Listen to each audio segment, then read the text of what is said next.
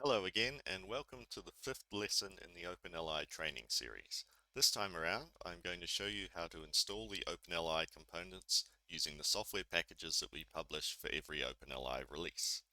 If you are familiar with installing software packages for Debian, Ubuntu, or Red Hat derivative Linux distributions, then this should all be fairly straightforward for you. But even if you aren't, this lesson should be comprehensive enough for you to be able to complete a successful installation anyway. Before we begin, I would like to reiterate that OpenLI can only be installed and run on machines that are running Linux. There are no OpenLI binaries for Windows or Mac OS, nor are there any long-term plans to build OpenLI for these operating systems. As I already mentioned, we build and distribute software packages for each OpenLI release. Packaged software is far easier for users to install and maintain than building the OpenLI components from the source code. There are no arcane compilation commands for the user to learn, and the package manager will automatically detect and install any other software that OpenLI requires before installing the OpenLI package itself. Right now we publish packages for all LTS versions of Debian and Ubuntu, as well as CentOS 7 and Fedora. In the past we have published CentOS 8 packages, but the move towards CentOS Stream has made this distribution much less appealing for our users, as well as made it more difficult for us to release and maintain packages. So direct support for CentOS 8/Stream will soon come to an end. One slight complication is that the OpenLI software is not currently present in the official package repositories for each of the supported distributions. This means that you will have to take the extra step of adding our own repositories to your package sources list before you can begin installing the software. The repositories that contain OpenLI, as well as some of its dependencies, are hosted on Cloudsmith and can be browsed at the URL shown there on the slide. We're going to begin by walking through an example install for a server running either Ubuntu or Debian Linux. The steps that I describe here should be sufficient, but we also include a complete written document of this install process on the OpenLI wiki. Before we begin, we need to make sure that our server has all of the necessary software to download and run the OpenLI installation scripts. There's a good chance that you'll already have both of these packages installed, but it's better to be safe than sorry. Do note that all of the installation steps will require you to have root permissions on the machine that you're installing OpenLI onto, even if that OpenLI component is able to run without root permissions. Now you can use curl to download and run the scripts that will add the WAND repositories for the libraries that OpenLI depends upon to your apt sources list. Obviously, downloading random shell scripts from the internet and executing them as root is usually not the best idea. So please do consider taking the time to look over the scripts before running these commands directly to make sure that the scripts are not doing anything unexpected. Now you can add the WAND repository for OpenLI itself using the same process. Again, consider checking over the script before running it, just to be safe.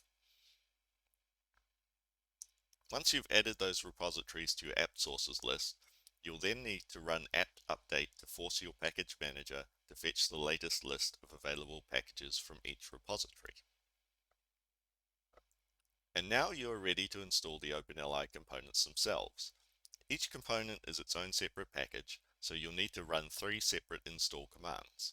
In a real OpenLI deployment, each package would probably be installed on a different host, but if you're just testing and playing around, then there's no harm in installing all 3 packages on the same host. And that's all there is to it. I'll also now run through the same process for a CentOS 7 install. Once again, there is a wiki page that documents this process and includes instructions for Fedora installation as well. For the most part, the steps are the same as with a Debian install, it's just that the commands have slightly different names or use a slightly different syntax. Before you begin your CentOS install, you'll need to make sure that your package manager is configured to have access to the EPEL repositories, as there are several key dependencies for OpenLI that are not present in the base official repository for CentOS. Just running the command shown on your screen should be sufficient to add the EPEL repository for your system. Now we can go ahead and add the Wand Cloudsmith repositories to the Yum sources list, using a very similar process to what I demonstrated earlier for the Debian install. If you weren't paying attention then, I will again remind you to verify the shell scripts that are fetched by these commands before running them, just to make sure that nothing dodgy is snuck in there. For our CentOS install, there is one extra dependency repository that we need to add, which is the official RabbitMQ repository that hosts the packages for RabbitMQ and Erlang. These packages are not available in any official CentOS repositories, so we have to fetch them directly from the RabbitMQ team ourselves. These packages are hosted on Package Cloud rather than Cloudsmith, but the process is very similar. Use curl to download a shell script and then pipe the shell script into bash to set up the repository details. As with the Cloudsmith scripts, please don't hesitate to examine the bash scripts before you run them. Note that the OpenLI provisioner does not depend on RabbitMQ, so you can skip this step on hosts where you are only installing the provisioner. The repositories for all of our dependencies are now configured, so we can add the OpenLI repository itself from Cloudsmith. Once again, for the last time, the same caveats about downloading and running shell scripts from the internet apply here. And now you will be able to use Yum to install your desired OpenLI components onto your CentOS system. As with the Debian version, each component is its own separate package, but they can happily coexist on the same machine for testing and experimentation purposes. Regardless of whether you install OpenLI on Debian, Ubuntu, CentOS, or Fedora, the actual installed content is the same. Each component package comes with a binary executable that will be installed into /user/bin.